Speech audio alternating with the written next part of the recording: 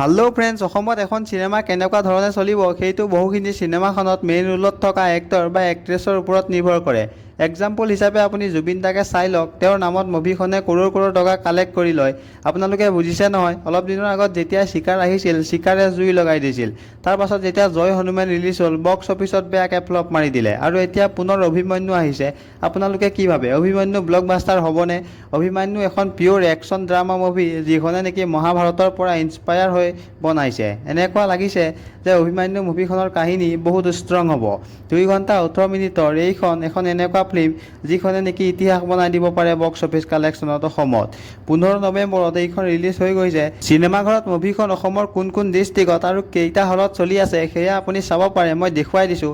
সময় পালে এবাৰ নিশ্চয় আপুনি চাবলৈ যাব। ময়ো এই মুভিখন চাই এটা ডিটেইল ভিডিঅ' বনাম, মুভিখনৰ ৰিভিউৰ ওপৰত দিম। কেনেকুৱা হৈছে আপোনালোকে চেনেলটো ছাবস্ক্ৰাইব কৰি ৰাখিব।